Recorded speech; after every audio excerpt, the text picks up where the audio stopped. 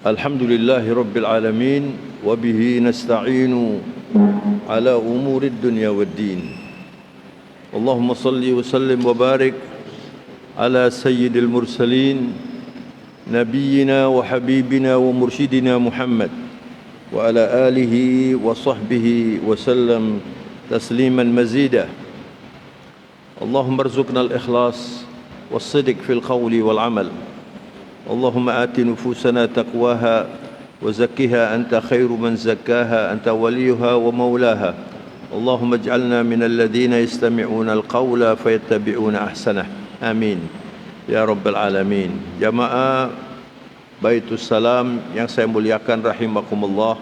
Assalamualaikum warahmatullahi wabarakatuh. Alhamdulillah kita jumpa kembali dalam kajian Al-Islam ini. Saya ajukan pertanyaan terlebih dahulu, mengapa kita perlu terus belajar? Terutama belajar Al-Islam ini. Karena tuntutan zaman sekarang itu terlalu besar gelombang kerusakannya. Jadi kalau kita tidak pandai menjaga iman dengan berjuang dan tidak bisa berjuang dengan benar kecuali belajar, maka perlu saya ingatkan bahwa acara seperti ini, saudara, ini adalah acara yang paling tinggi nilainya sesudah faraid.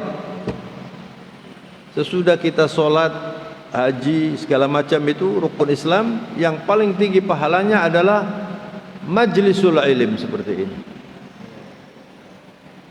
Majlis seperti ini namanya majlisul malaikah. Dan ini sangat penting apalagi zaman sekarang ini. Kita seringkali sulit menerima berita karena terlalu banyak kebohongan. Betul enggak? Menerima berita, lu ini benar apa enggak ini? Kenapa? Karena terlalu banyak kebohongan, terlalu banyak pencitraan, terlalu banyak kemunafikan.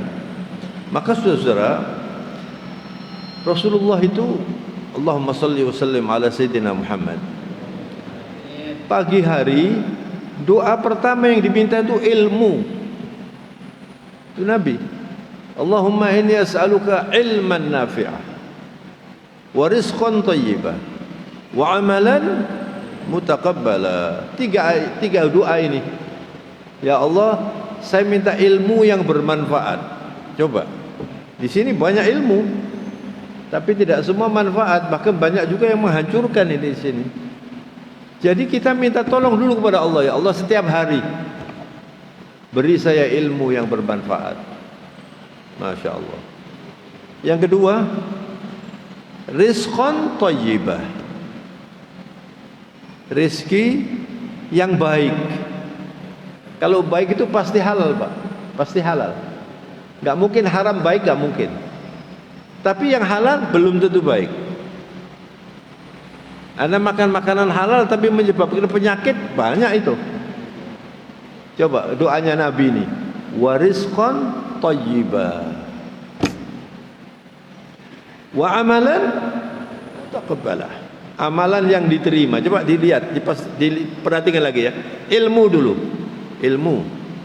Gak ada ilmu, panjenengan gak bisa sholat dengan benar. Gak ada ilmu, apalagi mau haji. Banyak jamaah haji yang tidak punya ilmu. Jadi hajinya pokoknya ikut saja. Ilmu itu yang membuat orang ini bisa menikmati ibadah, itu ilmu. Dan para ulama mengatakan tidak ada kenikmatan sesudah iman dan semuanya itu seperti menikmati ilmu. Ilmu yang bermanfaat itu adalah ilmu yang membuat kita bisa menikmati dunia akhirat. Itu ilmu yang bermanfaat.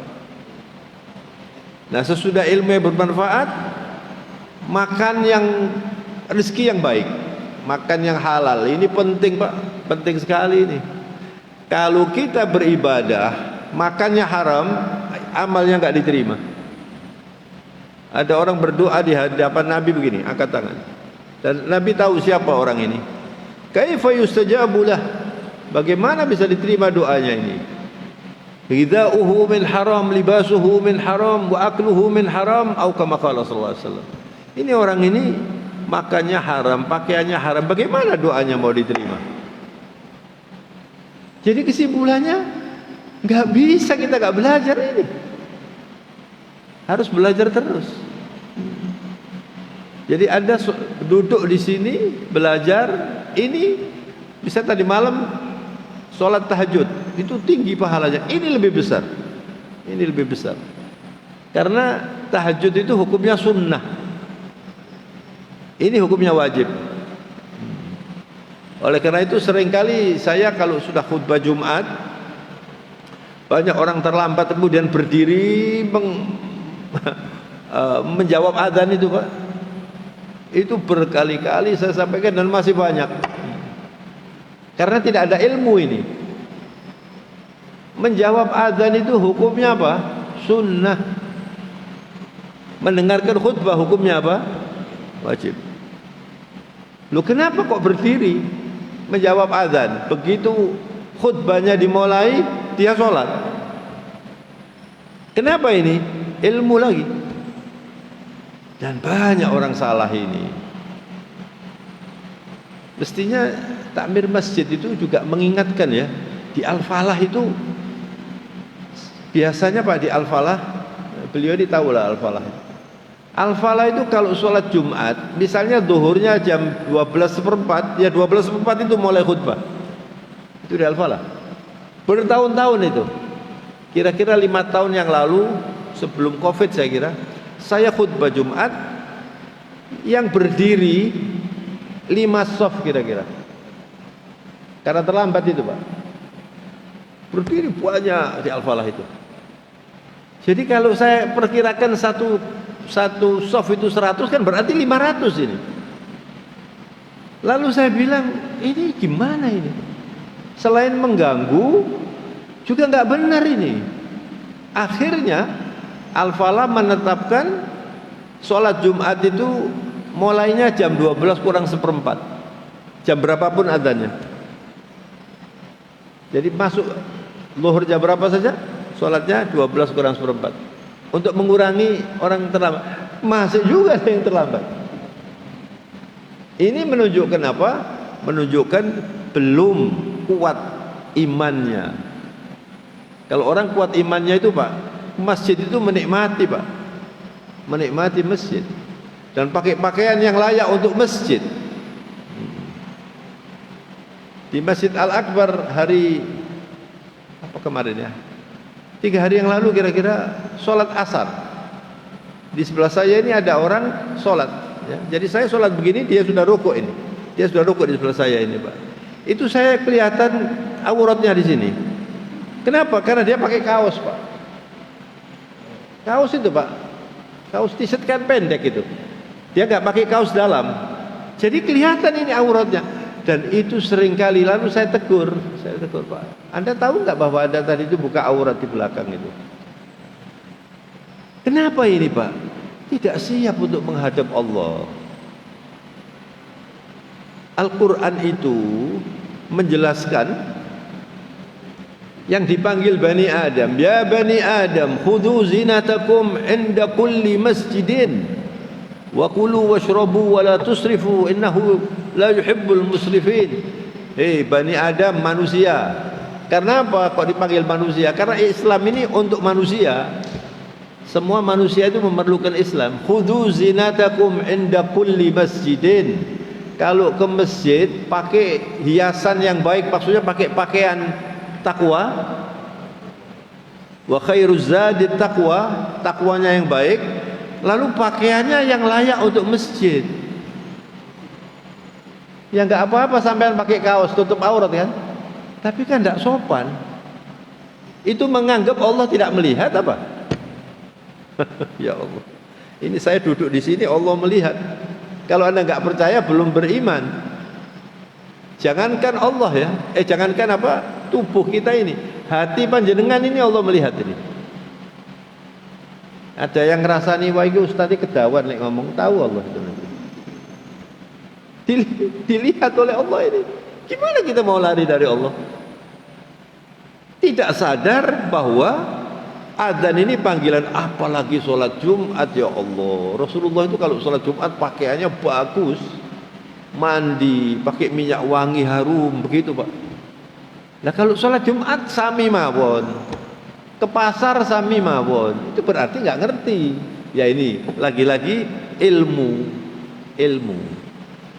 Pagi hari ini, Bismillahirrahmanirrahim. Pagi hari ini saya Bismillah membuat tema, alhamdulillah. Temanya adalah bagaimana kita memproteksi iman ini supaya tidak kena wabah kemunafikan. Ini kemunafikan ini Pak, luar biasa sekarang Pak. Bukti dan tanda yang paling jelas, banyak koruptor. Betul enggak? Setiap hari kalau Anda lihat berita yang paling banyak itu apa Pak? Apa Pak? Hah? Korupsi. Kemarin di Malang saya tanya, berita yang paling banyak apa? Fufu Fafa katanya. Korupsi Pak. Korupsi ini di sini nih Pak. Nah kalau tidak mungkin orang korupsi tidak bohong. Bisa orang korupsi tidak bohong? Dari mana uang saya? Oh saya kerja gitu. Bisa orang selingkuh tidak bohong? Tidak bohong. Pasti bohong. Jadi al-kadzib, bohong itu saudara, babul kabair. Bohong itu pintu untuk semua dosa-dosa besar, mesti ada bohongnya. Makanya Rasulullah SAW Rasulullah itu dipersiapkan oleh Allah bersih sejak lahirnya sampai wafatnya, bersih. Dan sifat yang pertama as-sadiqul amin, benar dan beramanat. Harusnya semua pemimpin sifatnya itu, as-sidiq, al-amanah, al-fatanah, at-tabligh. Empat ini kan mestinya pemimpin itu diseleksi ini Pak. Suka bohong apa enggak? Kalau suka bohong jangan dipakai. Beramanat apa enggak? Ini diberi amanat Republik Indonesia Pak. Tidak main-main itu Pak. Semua kita ini beramanat, dikasih amanat. Kullukum ra'in wa kullu ra'in mas'ulun an ra'iyatih. Semua kalian itu pemimpin, dan semua pemimpin itu ditanyakan nanti apa yang dipimpin itu. Dari mulai negara sampai pemimpin sendiri tidak ada apa-apanya. Anda orang yang belum kawin itu pemimpin. Mimpin siapa? Memimpin dirinya. Kalau sudah kawin mimpin keluarganya. Kalau jadi RW RT mimpin RW RT, masjid mimpin masjid. Amanat ini. Semua amanat Pak. Makanya beberapa hari yang lalu saya rapat masjid, saya bilang silakan milih pemimpin masjid siapa saja. Cuman saya bilang gitu, kalau ada orang yang troublemaker buat masalah, jangan dijadikan takmir. Merusak masjid itu nanti. Ada orang yang urusannya itu suka wis kerjae gak ono, nyumbangnya ya gak nyumbang, tapi urusan tetek bengek ini yang dipersoalkan. Urusan khilafiyah, urusan ini. Ya ini yang membuat masjid tidak barokah itu. Maka saudara, karena di negara kita ini seperti yang Anda tahu ya, masalahnya banyak Pak. Menurut hemat saya ini tiap hari perlu qunut nazilah Pak. Qunut nazilah menyelamatkan ini. Ngeri kalau kita itu mendengar berita-berita itu. Ya sudah, nggak usah saya ceritakan beritanya, saya mencari sendiri tiap hari sampai bosan. Iya kan? Sampai bosan. Harus berdoa, dan kita ini harus mendoakan juga Pak. Ya Pak, Bapak Ibu ini suka mendoakan negara apa enggak? Kalau berdoa sendiri pokoknya yang penting sehat walafiat, anak bojo sehat kabeh, rezeki maler wassalam. Loh jangan. Ya juga negara didoakan. Kalau negara kacau kan kita kena ini Pak. Ya kita cuma bisa berdoa lah. Sudah, berdoa. Mudah-mudahan, apalagi sekarang sudah ganti pemimpin, terserah lah mau dinilai apa-apa. Saya cuma berdoa mudah-mudahan semakin baik, gitu aja. Mudah-mudahan bisa belajar dari pengalaman yang sudah lewat. Tidak ada lagi sudah. Saya ya bukan anggota DPR, bukan apa saja. Ya sudah. Yang bisa saya sampaikan ini saya sampaikan. Oleh karena itu, saudara, milik kita yang paling mahal dan paling berharga itu iman. Orang punya kekayaan walaupun triliun. Ada orang korupsi triliun loh Pak. Ada nggak Pak? Hah? Saya nggak bisa bayangkan triliun itu sapi loh triliun itu ya. Iya Pak, berapa triliun? Ini misalnya diisi uang 1 triliun, duit 10 ribuan nggak cukup kira-kira Pak. Nggak cukup Pak. Triliun Pak. La ilaha illallah. Bayangkan 1 miliar saja sudah triliun. Dan triliunnya bukan 1, 2 Pak, ratus triliun. La ilaha illallah. Dipakai apa itu? Astagfirullahaladzim. Dipakai apa ini? La ilaha illallah. Dan itu semuanya tanda iman sudah rusak. Walaupun tiap tahun haji, walaupun tiap hari sholat subuh di masjid, makannya haram Pak, nggak masuk Pak. Makanya kalau Anda ingin sejahtera di rumah ini Pak, makmur, hidupnya tentram, makannya jangan makan haram. Kalau tidak makan babi, lulus semua insya Allah. Tapi tidak makan korupsi, tidak makan riba, ini yang sulit Pak. Ya Allah, mustahil 3 kali. Ada orang makan haram kaya bisa menikmati, nggak mungkin bisa menikmati. Tidak tentram. Jangan dikira orang-orang yang makan haram itu tentram hidupnya. Mustahil Pak. Tiap hari itu mikir, ya apa ini? Jangan sampai kena KPK, jangan sampai la ilaha illallah. Di depan rumah saya ini saya pernah mau sholat zuhur Pak ya. Ada tukang sepatu yang bagian dandani sepatu itu Pak. Itu rupanya capek, pikulanya diberkedok ini di depan rumah saya, tidur Pak. Tidur. Capek dia nih Pak. Terus saya jalan mau sholat zuhur, di situ ada tempat uangnya itu. Saya bilang coba ini orang ini kalau sholat 5 waktu mlebu surga paling depan ini. Wis gak mikir cek mundur, gak mikir korupsi, gak mikir macam-macam. Aman orang ini. Dan hidupnya bisa tentram loh dia Pak. Kalau sholat loh Pak. Kalau sholat. Soalnya orang yang kerjanya sulit ini kalau sholat baik itu sulit. Saya pernah naik taksi dari Jembatan Merah ke rumah, duduk di depan saya. Nah, waktu itu taksinya itu parkirnya di panas gitu, parkirnya panas. Jadi saya duduk itu panas. Wih, kok panas gini Mas? Mungkin aku, parkir meriku Pak. Gak enak panas Mas yo. Oh, buatan enak Pak panas. Sampai gak wedi mlebu neraka ta Pak. Oh, ya wedi Pak. Lah sampean sholat Pak. Kadang-kadang namanya sopir jadi. Kadang-kadang ya apa kadang-kadang. Sampean sholat Pak. Mlebu neraka lek gak sholat sampean. Nggih sampean ndongaaken mawon. Sampean lek sholat niku Pak ganjarane luwih gedhe timbang kula niki guru to bentuk tangan kula niki. Ben dina cuma ngurusi kertas sampai nulis-nulis tok lah. Lah sampean lek tangane kasar. Nabi pernah mencium tangannya orang yang kerja buat pandai itu Pak. Buat apa itu? Kalau lek coro kampung itu tukang pandai itu Pak, buat kapak, buat apa itu Pak? Hah? Buat arit itu loh Pak. Kan berat kerjanya itu. Nabi jabat tangan sama orang itu, tangannya itu kasar Pak. Ditanya kenapa? Biar saya buat itu. Dicium sama Nabi. Dicium tangannya dicium. Lalu Rasul mengatakan, "Hadhihi yadun la tamassuhu nar." Ini loh tangan yang tidak masuk neraka itu ini. Makanya halal dari keringat halal ini Pak. Ini masuk surga orang ini. Walaupun hidupnya sulit. Allah. Berapa lama sampai masuk bertahan ini? Saya ini alhamdulillah dikasih umur panjang. Apalagi beliau ini, ya, tahu benar beliau ini. Berapa sekarang usianya Pak? 87. Masya Allah. Ini juga panjang beliau ini. Tapi ada orang yang umurnya 40 sudah berangkat.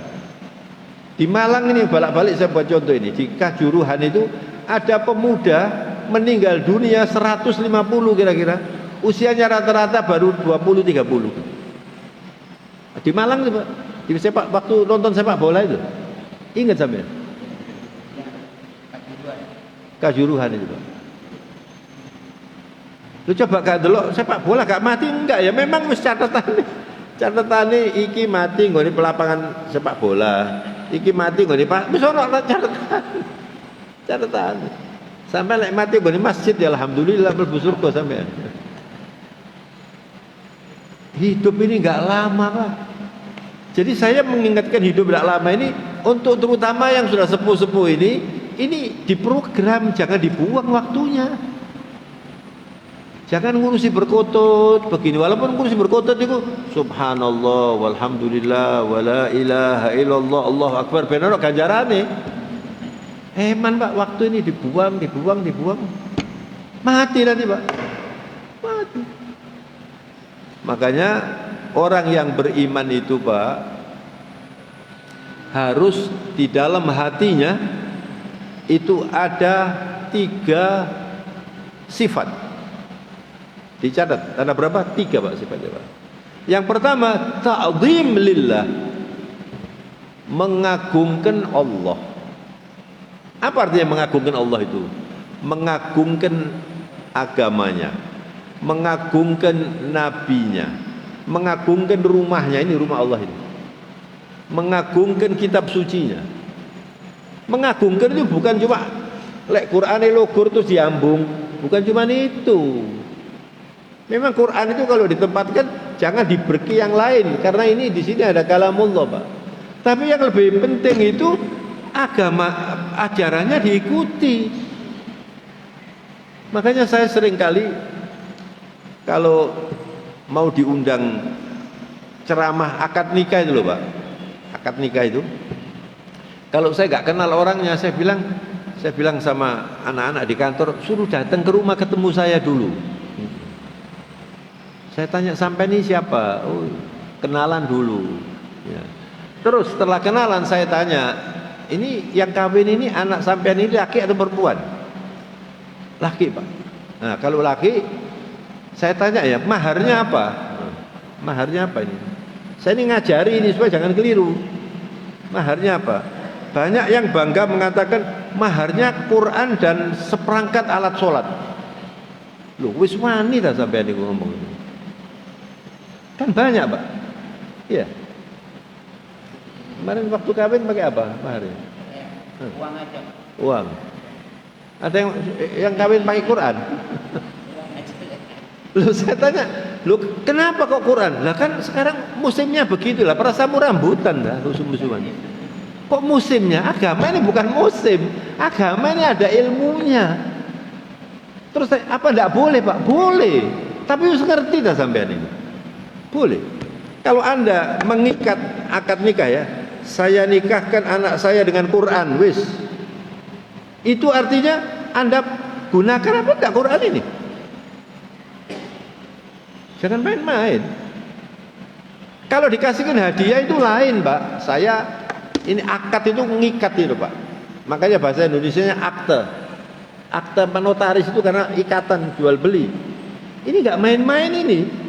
Kalau orang itu akad nikah itu mengikat diri mau jadi suami dengan tanggung jawabnya, terus dengan mas kawin Al-Quran dan seperangkat alat sholat, sholatnya males, tambah soro nanti Pak. Ya ini jenenge ndelek molo ya ini Pak. Loh, ini kan banyak orang tak paham ini. Lah saya itu pernah melihat Pak ya, di televisi ada pernikahan, rupanya nggak tahu lah keluarga raja atau pokoknya perhelatannya itu besar gitu Pak. Terus calon pengantin perempuannya itu pakai kemben. Kemben itu kan buka aurat ini Pak. Pirsa panjenengan kemben. Kalau orang Surabaya nggak pakai kemben ya. Atas Jawa itu. Ini buka aurat ini Pak. Terus dinikahkan sama penghulunya dengan mas kawin Al-Quran, jerit saya. Diki Al-Quran ini sudah langsung dilecehkan di depannya ini. Buka aurat ini gimana? Makanya jangan nekat-nekat Al-Quran. Apa sih mahar itu? Saya bilang mahar itu simbol nafkah pertama seorang suami. Jadi harus ada nilai ekonominya, gitu loh Pak. Uang, emas, atau tanah ya Pak. Tanah 1 hektar misalnya, tidak apa-apa. Ya kalau sudah dilafalkan, tidak boleh diminta. Itu miliknya perempuan. Itu ada ilmunya Pak. Jadi bukan tidak boleh Quran, bukan tidak boleh. Tapi sampean ngerti dah, itu diikat. Kalau sampean misalnya dengan mas kawin 10 juta, terus sampean ngasih hadiah Quran, ngasih mukena, itu tidak terikat di sini. Paham Pak? Itu ada perjanjian. Saya nikah ini dengan Quran loh. La ilaha illallah. Nekat itu, saya nggak berani saya. Ya lebih baik Qurannya dikasihkan hadiah saja. Kon woco alhamdulillah, kak kon woco ya alhamdulillah mulai. Tapi kalau mas kawinnya Quran, nah berani itu Pak, berani sekali. Memang Rasulullah itu pernah ada pemuda ketemu Nabi, ditanya, kamu sudah nikah belum? Nah Rasulullah tahu, ini wajahnya kawin ini. Nabi kan tahu ini, ngerti, diberitahu oleh Allah. Semua yang diucapkan oleh Nabi itu wahyu ilahiyah. Dia bilang belum kawin ya Rasulullah. Ya kamu kawin. Tazawwad walau bi khatamin min hadid, kata Rasulullah. Kamu kawin walaupun maharnya itu cincin besi. Cincin besi lah murah tak Pak? Pakai itu, pakai. Pokoknya kamu kawin. Dia mengatakan itu pun saya tidak punya ya Rasulullah. Lah kamu yang punya apa? Saya bisa ngajar ngaji, ya sudah. Kamu maharnya ngajar ngaji kepada calon istrimu. Tentukan ngajar ngaji 2 tahun, 2 tahun itu bayar 2 tahun. Begitu loh Pak. Pernah itu seperti itu. Bukan Quran belum ada zaman Nabi, belum tertulis Quran. Nah kita kalau mau meniru itu jangan meniru umumnya orang, meniru Nabi. Maka kita membesarkan Al-Quran itu berarti kita baca setiap hari dan kita gunakan ajarannya. Ini kita kalau sudah ngaji ini pasti baca Quran, pasti bicara tentang Quran, bicara tentang hadis Rasulullah SAW. Jadi orang yang imannya berkualitas di sini membesarkan Allah. Kalau diundang ke masjid, saya diundang Allah. Pakaiannya bagus Pak. Diundang perkawinan pakai jas, pakai segala macam. Begitu urusan masjid kelompenan. La ilaha illallah. Saya sungkan sama orang-orang seberang itu Pak. Kalau ke tempat peribadatannya pakai dasi, pakai jas, mandi, terus bangga bawa kitab sucinya itu. Lah kok orang Islam kok ini apa? Di Masjid Al-Akbar pernah saya sholat subuh, ada orang pakai training mau olahraga, jadi sholatnya mampir. Sholat al-mampiru.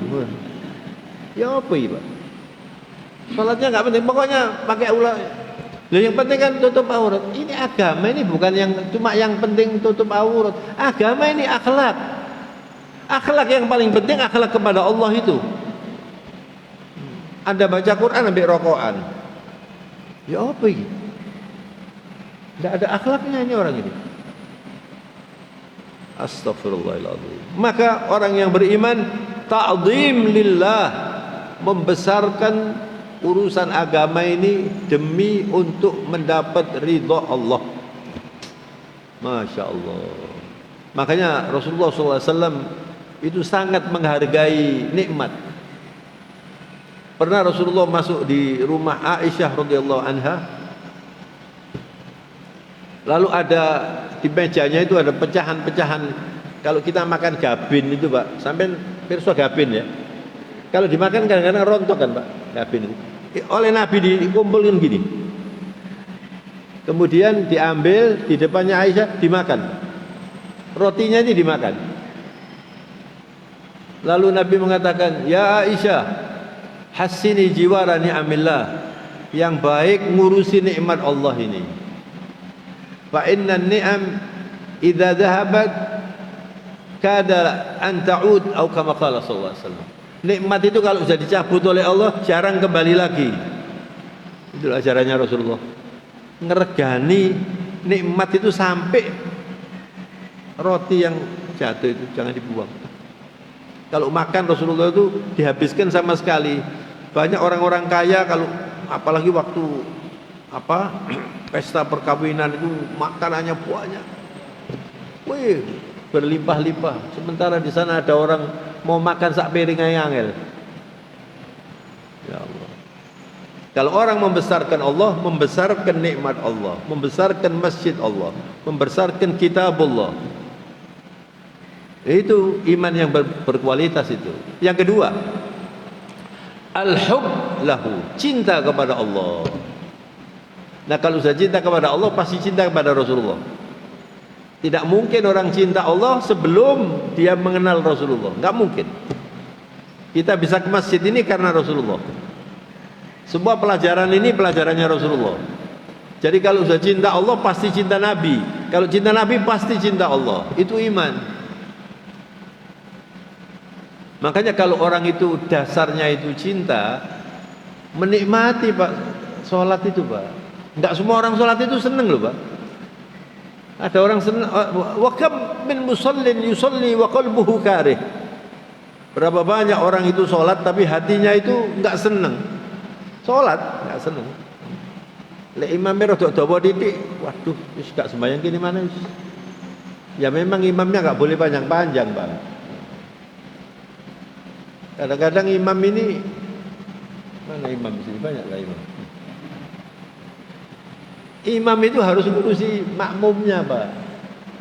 Kalau makmumnya banyak yang rodok geringgingan, rodok apa, jangan baca Yasin. Kapan itu saya sholat subuh baca Ar-Rahman sampai habis, la ilaha illallah. Saya bilang sampai imam ini, tidak boleh begitu. Apalagi sholat maghrib itu pendek. Kalau subuh agak panjang. Ini tadi ya saya lumayan panjang ya, segitulah kira-kira. Tadi ini, Mas, subuh panjang. Isya agak panjang sedikit. Kalau maghrib itu pendek Pak. Lah saya kemarin sholat di Malang Pak. Saya ceramah di Malang. Imamnya sholat maghrib baca surat Al-Muluk sampai entek, surat Tabarok itu dibaca semua. Cepat karena panjang kan, jadi dibaca cepat. Begitu selesai saya mau beritahu, besok paginya ketua takmirnya, ketua yayasannya saya telepon. Ada profesor di Brawijaya itu. Saya telepon, Mas, saya ngasih masukan ya Mas ya.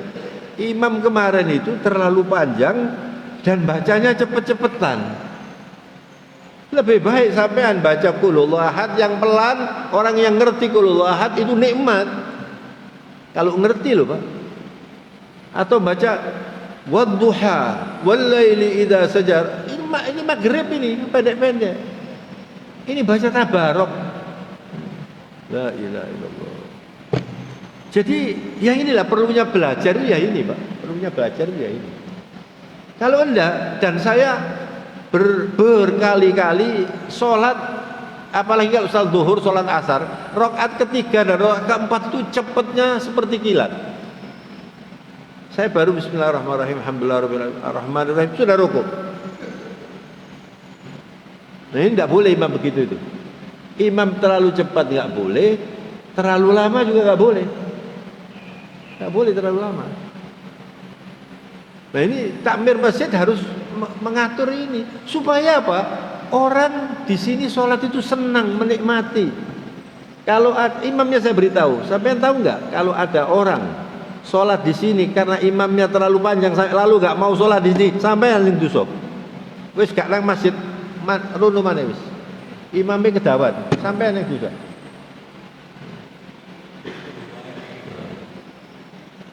Jadi cinta kepada Allah, cinta kepada Rasulullah itu juga tidak karena cinta kemudian ngaji nih sak dawan-dawan. Di Kalimantan saya pernah sholat Pak, di Kalimantan Pak, sholat duhur. Kira-kira sholat duhur itu 5 menit saja Pak, cepet.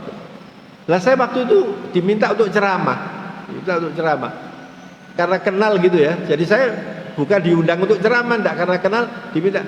Nanti Pak kalau sudah selesai sampean ceramah Pak ya. Iya saya bilang iya, enggak apa-apa sudah. Terus sholat saya Pak, sholat. Imamnya pakai serban, pakai gamis, pakai ini ya. 5 menit kira-kira Pak. Nah karena 5 menit saya mufarokoh, enggak bisa sholat saya. Mufarokoh itu lek cara Jawa ini pegatan ambek imame.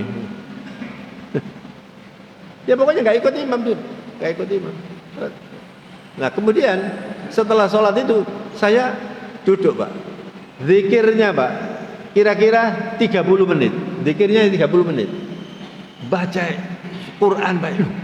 Ini ada acara tahlilan apa? Enggak, ya memang zikirnya gini Pak. Sholatnya 5 menit, zikirnya 35 menit. Astagfirullahaladzim. Jadi saya ini nunggu apa ceramah ini kayak suwe ini. Lah maksud saya mau ngomong sama imamnya. Begitu sudah selesai, imamnya langsung keluar. Keluar. Ya saya percuma ngomong apa, ya sudah saya ceramah biasa. Setelah selesai diundang makan siang, saya tanya, Pak, imamnya tadi itu siapa Pak? Lah kok cepet gitu kalau sholat? Iya Pak cepet. Tapi di sini rata-rata begini Pak. Allahu Akbar. Ya apa ini? Jadi zikirnya kira-kira 35 menit, sholatnya 5 menit. Sedangkan zikir yang paling utama ya sholat itu. Zikir yang paling tinggi nilainya ya sholat itu Pak. Nabi itu kalau sholat, apalagi sholat malam, itu panjang sekali sholat malam. Tapi Nabi pernah sholat subuh dua ayat, sholat subuh. Kenapa? Karena ada anaknya ibu yang ikut sholat menangis. Orang-orang heran, ya Rasulullah kok cuma 2 ayat, ada anaknya ibu yang menangis itu. Ngurusi makmumnya.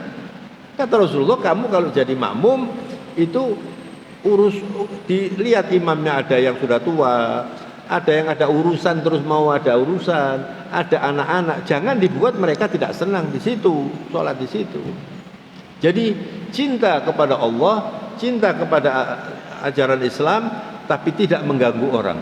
Yang ketiga adalah takut kepada Allah. Takut kepada Allah. Itu namanya takwa. Kalau orang itu bisa takut kepada Allah, semua orang di sekitarnya takut kepada dia. Man khafallah akhafahu kulla syai. Kalau orang itu takut kepada Allah, istiqomah, takwa, semua orang sungkan Pak, takut pada orang ini. Tapi kalau orang tidak takut kepada Allah, tidak diregani. Suami yang tidak dihargai oleh istrinya itu karena suaminya tidak takut kepada Allah. Maka 3 ini Pak, mengagungkan Allah, cinta kepada Allah, takut kepada Allah. Kalau sudah mengagungkan Allah, cinta kepada Allah, takut kepada Allah, berarti mengagungkan Rasulullah, mengikuti Rasulullah, dan takut melanggar peraturan yang diajarkan oleh Rasulullah. Itu iman. Jadi Bapak Ibu kembali kepada urusan iman harus dijaga. Jangan sampai Anda itu tertular dengan wabah korupsi, wabah cara-cara yang tidak islami. Sebetulnya kajian tentang kemunafikan ini banyak sekali, dan saya kira nggak mungkin saya akan lebih panjang lagi karena sekarang sudah jam 5. Tapi saya simpulkan Pak ya, saya simpulkan,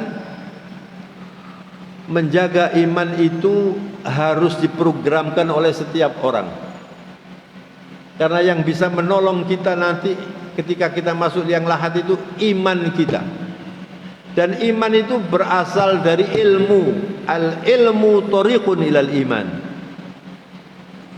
Ilmu itu jalan menuju iman. Kalau Anda pagi hari ini belajar, kemudian dimanfaatkan, iman itu meningkat tadi Pak.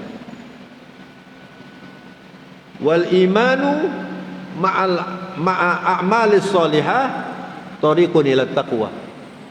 Iman dengan ketakwaan, amal soleh dan ketakwaan itu nanti mengantarkan kita ke surga. Tapi kalau kita sholat tetap saja bohong, janji tidak ditepati, termasuk saudara-saudara menghargai waktu. Kalau kita janji umat Islam masih rendah itu. Bismillahirrahmanirrahim. Kalah kita dengan orang barat. Orang barat maju karena menghargai waktu. Umat Islam itu urusan waktu ini sudah. Kadang-kadang ada pengantin. Kemarin saya menghadiri pengantin, ditunggu sampai hampir 3/4 jam. Semua sudah siap. Loh, kenapa kok tidak bisa tepat waktu itu? Waktu ini mahal, Pak. Waktu ini mahal. Nah, waktu itu termasuk menepati janji. Itu bagian dari iman. Orang yang beriman, Pak, pasti dia menjaga solat. Kalau orang itu menjaga solat, Rasulullah mengatakan ketika ditanya, ayyul a'mali afdal ya Rasulullah, ayyul a'mali khair, amalan apa yang paling baik? Nabi menjawab, as-salatu ala waktiha, solat tepat waktu. Itu amalan yang paling baik.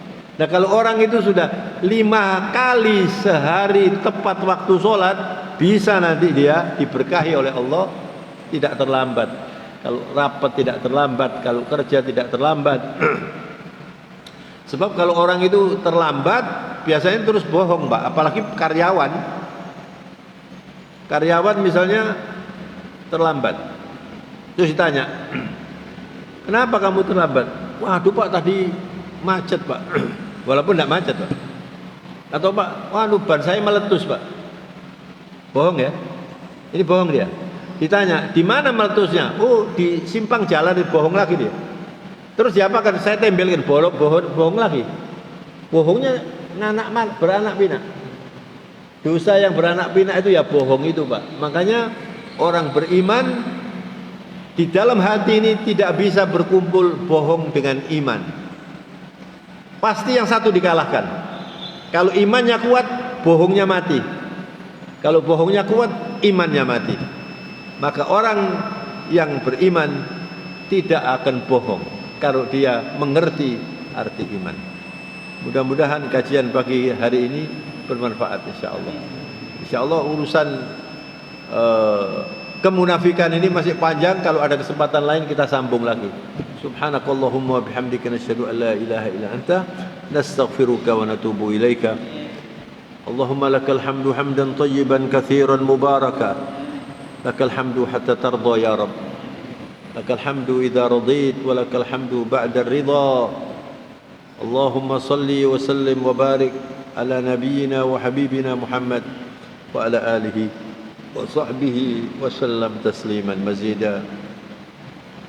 Ya Allah ya Arhamar Rahimin, limpah ruahkan rahmatmu kepada kami semua dan keluarga kami, dan kepada pemimpin-pemimpin kami. Tunjukkan mereka ke jalan yang kau ridhoi, agar kami mendapatkan ridhamu. Ya Allah, Engkau maha tahu tentang diri kami, dosa-dosa kami, kekhilafan kami, kemunafikan kami, kelalaian kami, semuanya Engkau ketahui dengan pasti. Lebih dari diri kami mengetahuinya. Namun kami yakin, ya Allah, Engkau maha pemurah, Engkau maha pengampun, Engkau maha penyayang. Ampuni ya Allah dosa-dosa kami. Ya Rabb, ampunilah dosa-dosa kedua orang tua kami yang masih hidup atau yang sudah mendahului kami. Ya Allah, ampunilah dosa para guru kami, para pemimpin kami semuanya. Berilah kepada mereka hidayahmu, agar mereka mendapatkan jalan yang kau ridhoi, dan kami pun terbawa mendapatkan ridhamu. Ya Rabb, hanya kepadamu kami tunduk, kami sujud, kami beribadah setiap hari, dan hanya kepadamu kami mohon pertolongan. Engkau maha mendengar ya Allah. Terimalah doa kami. Rabbana taqabbal minna innaka antas samiul alim, wa tub alaina innaka antat tawwabur rahim. Rabbana atina bid dunya hasanah wa fil akhirati hasanah wa qina adzabannar.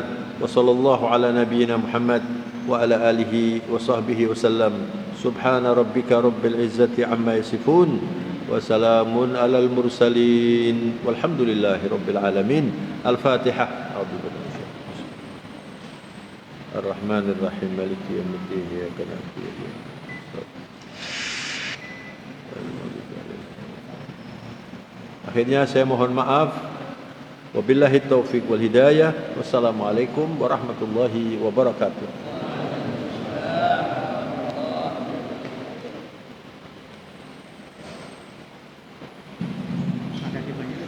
Oh, ya.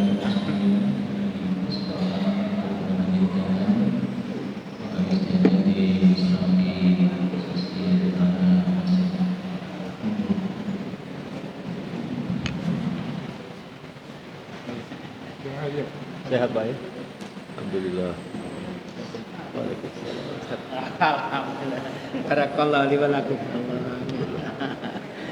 Bismillahirrahmanirrahim. Klinik mata dekatnya Alfa. Dokter? Dokter di klinik mata dekatnya Alfa. Terus saya itu kali pulang. Alhamdulillah. Salah satunya rapid pemeriksaan. Sampai rumah sakit. Jadi saya berpikir, aku terjadi. Nah setelah itu Berarti sebelum ada nggak bisa? pasiennya nggak bisa berhenti. Jadi setelah dibatasi sembuh. Setelah itu saya pikir bisa oleh praktek satu meja makan. Akhirnya saya mau praktek meja makan. Enggak boleh bapak. Di mana? Di Al-Falah? Oh, di kita di Jawa dekatnya aja. Jangan. Saya Dalam? kocok tempat dulu. Mantul anu ini. Bukan di situ. Gimana? Alhamdulillah.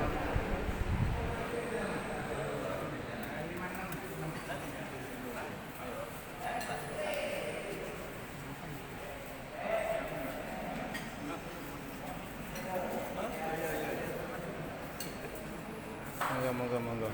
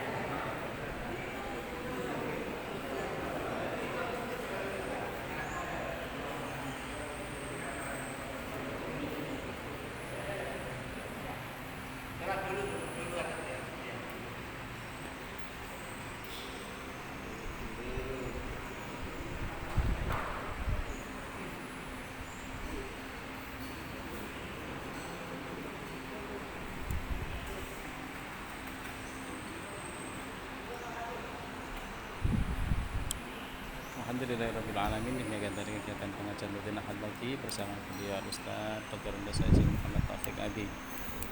Dan sampai berjumpa di kegiatan selanjutnya pengajian rutin di Masjid Baitul Salam ini. Monggo bisa di-share bila video ini bermanfaat. Assalamualaikum warahmatullahi wabarakatuh.